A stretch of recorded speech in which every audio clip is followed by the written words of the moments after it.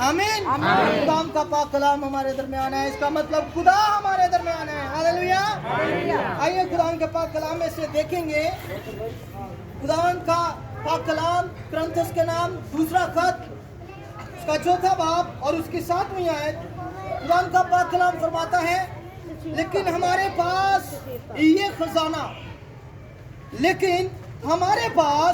ये खजाना मट्टी के बर्तनों में रखा है, ताकि ये हद से ज्यादा कुदरत हमारी तरफ से नहीं बल्कि खुदा की तरफ से मालूम हो।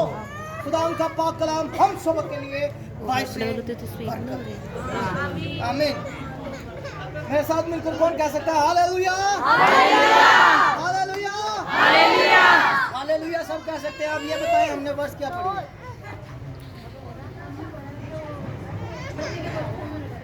क्या रखा जाए मट्टी के बर्तनों में? खजाना।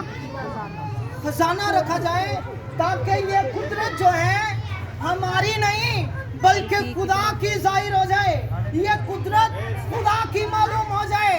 आए खुदा की कुदरत की तरफ ध्यान लगाते हैं। बाइबल मुकद्दस फरमाती है कि ये जमीन सुनसान और वीरान थी, यहाँ कोई आबादी नहीं थी, कोई आबाद नहीं था, बल्कि पानी अपनी हदों से निकल चुका था, बल्कि हर एक चीज तबाह बर्बाद हो चुकी थी।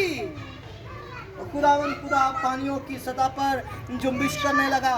ये खुदावंद की दस्तकारी है, ये खुदावंद के हाथ की बनाई चीज है। ये पहली बात आप गोशगवार कर लें कि जो चीज खुदावंद की है, खुदावंद ना तो उसको तना छोड़ता है, ना ही उसको बर्बाद सुनसान तो वीरान रहने देता है, बल्कि वो उसके लिए वहां पर खड़ा होता है।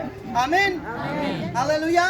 ये यकीनन ये कलाम बहुतों के लिए आज दिलेरी का कलाम है, क्योंकि खुदा मुझे बहुत ज्यादा दलेर कर रहा है, और जो बुज़दिल हो चुके हैं वो सब दलेर हो जाए, क्योंकि खुदा हमारी कमजोरी की हालत में अपने फजल को जाहिर फरमाता है और कहता है, तेरे लिए मेरा फजल ही काफी है। Hallelujah, hallelujah. अगर आप कमजोर हैं, अगर मैं कमजोर हूँ, तो आप ये बात को सुन लें। ये बात महज बात या जुमला नहीं है, मेरे खुदावंद का कलाम है कि तेरे लिए मेरा फजल काफी है। ये बातें मैं आप सबके साथ क्यों कर रहा हूँ? मैं आपको उस लम्हे की तरफ लेकर जा रहा हूँ कि जब खुदा ने इस दुनिया को आबाद कर दिया, बना दिया, खूबसूरत कर दिया, वादियाँ उठाई, पानी अपनी जगह ठहर गए, आसमान पर फिजा बन गई, तो खुदा ने कहा अभी भी यहाँ पर क्या है? कमी है। अभी भी यहाँ पर क्या है? कमी है। तो हमने फिर वहाँ क्या किया? इस जमीन की मट्टी ली और उस मट्टी में जिंदगी का खुदावन ने अपनी रूह फूंक दी। वो मट्टी कौन सी थी? उस रूह फूंकने से कौन मर्ज़ वजूद में आया है? आदम। हाँ जी, हमारा बाप अबाजदाद आदम मर्द वजूद में आए हैं। यकीन जान लीजिए कि उस मट्टी में उस वक्त कुछ भरा गया है, उस मट्टी में उस वक्त कुछ उंडेला गया है, और वो क्या है? खुदा का दम है। क्या उंडेला गया है? खुदा का दम उंडेला गया है। ये मट्टी है और उसमें रूह उंडेला गया है। अब ये रूह जो है एक वक्त में स्पेसिफिक टाइम में नुमान की सूरत में मेरे अंदर है, लेकिन खुदा का रूह नहीं है। ये जो जिसे आप पुकारते हैं, ये रूह नुमान की है, खुदा की नहीं है। अगर मैं किसी को कॉल करता हूँ, कामरान भाई को कॉल करता हूँ, तो ये उनके बदन का नाम नहीं बल्कि उनकी स्पिरिट का नाम है, कामरान। अगर हम किसी को बुलाते हैं तो वो उसकी रूह का नाम है, उसके बदन का नाम नहीं है। आपको मैं इसका एविडेंस एक देता हूँ। खुदा ना खास्ता कोई गुजर जाए तो उसके बाद उसको बुलाते नहीं बल्कि डेड बॉडी कहते हैं, दाश कहते हैं। ये रूह के नाम है। आमीन।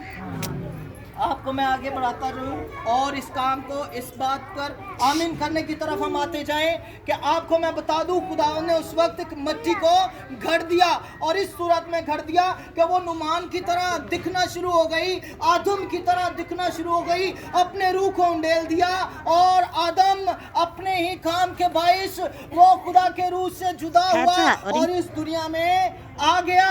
अब उसका वापसी का रास्ता बंद हो चुका था। अब खुदा के साथ ताल्लुक जो है वो मुनक़ता हो चुका था।